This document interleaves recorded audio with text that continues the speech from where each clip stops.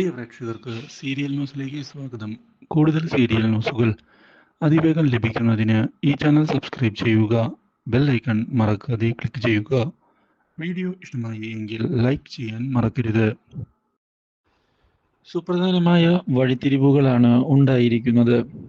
കമ്പനിയിലെ കാര്യങ്ങൾ ചോർത്തി നൽകണമെന്നുള്ള തീരുമാനവുമായി മുന്നിലേക്ക് ഇപ്പോൾ പോവുകയാണ് ശ്രീ.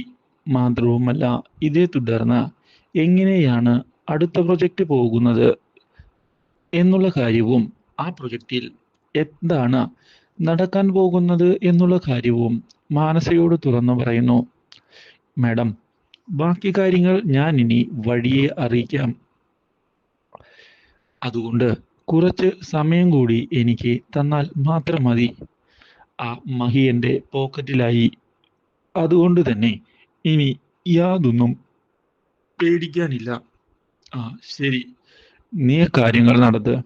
ഞാൻ അതിനുവേണ്ടി മറ്റ് പ്രോഗ്രാംസ് പ്ലാൻ ചെയ്യുന്നുണ്ട്. അതും നടക്കട്ടെ. ഇതും പറഞ്ഞ് ഫോൺ കട്ട് ചെയ്ത് പോയിരിക്കുകയാണ് ഇപ്പോൾ മാനസ.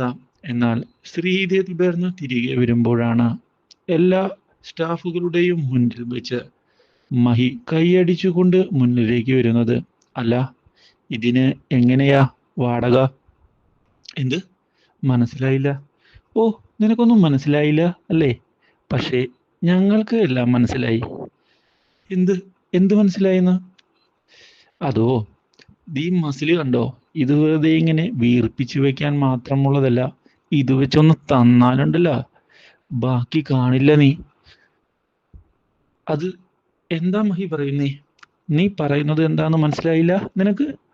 ഞാൻ എല്ലാം അറിഞ്ഞ്, ഇവിടെയുള്ള എല്ലാവരും അറിഞ്ഞ് നീയാണ് മാനസിക വിവരങ്ങൾ ചോർത്തി കൊടുക്കുന്നത് എന്നുള്ള കാര്യം. അതുകൊണ്ട് തന്നെ മോൾക്കുള്ള പണി അധികം വൈകാതെ തന്നെ കിട്ടും.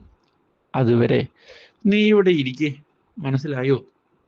ഇതോടെ ആകെ പകച്ചു പോവുകയാണ് ഇപ്പോൾ അവൾ. മാത്രവുമല്ല, ഇനി എങ്ങനെ ഇതിൽ നിന്ന് ഓടിപ്പോരും എന്നുള്ള ചിന്തയും ബാക്കിയാകുന്നു. ഒരിക്കലും ഇങ്ങനെയൊരു കെണി വരുമെന്ന് പ്രതീക്ഷിച്ചതല്ല. ഇതേ സമയം പുതിയൊരു വഴിത്തിരിവ് ഉണ്ടാക്കിക്കൊണ്ട് മാനസ മുന്നിലേക്ക് പോവുകയാണ്. വരുണിനെ ഫോൺ ചെയ്യുകയാണ് മാനസ. ഹലോ ദുഃഖപുത്രി, എന്താണ് എന്നെയൊക്കെ ഇപ്പോൾ വിളിക്കാൻ? എനിക്ക് വരുണിനെ നേരിട്ടൊന്ന് കാണണം. എന്തിനാണാവോ? കുറച്ചു കാര്യങ്ങൾ സംസാരിക്കാൻ തന്നെ. എന്താ, വരുണിന് ബുദ്ധിമുട്ടുണ്ടോ? നിനക്കും ഉപകാരമുള്ള കാര്യമാണ്. എങ്കിൽ ശരി, ഞാൻ വന്നേക്കാം.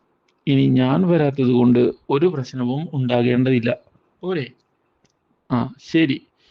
ഇതോടെ വരുൺ ചെന്നിരിക്കുകയാണ് ഇപ്പോൾ കാണുന്നതിനായി.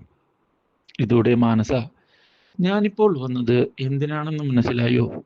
ഇല്ല, നീ പറഞ്ഞോ. എന്താണ് കാര്യം? ഒരു ഡീല് ഉറപ്പിക്കുന്നതിന് വേണ്ടിയാണ് ഞാനിപ്പോൾ വന്നത്. എന്ത് ഡീല്? നമ്മളുടെ രണ്ടുപേരുടെയും കഥയിലെ വില്ലത്തി ഒരാളാണ് ആ കൺമണി.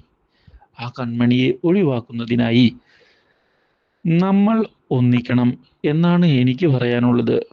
നമ്മൾ ഒന്നിച്ചാൽ പിന്നെ ശത്രുവിനെ എളുപ്പം ഒഴിവാക്കാൻ സാധിക്കും. മനസ്സിലായോ? എനിക്ക് വേണ്ടി ഈ കാര്യം ചെയ്തു തന്നാൽ ഞാനും തിരിച്ച് സഹായം ചെയ്യാം. നിന്നെ വിശ്വസിക്കാമോ മാനസേ? ഒന്ന് ആലോചിച്ച് നോക്ക്. എനിക്കും ഉപകാരമുള്ള കാര്യമല്ലേ? അപ്പോൾ ഞാൻ എന്തിനു നോ പറയണം? ഉം, അതും ശരിയാ. എന്നാൽ ഇനി മുതൽ നമ്മൾ ഒരുമിച്ച് പ്ലാൻ ചെയ്യുന്നു. കൂടുകൈ.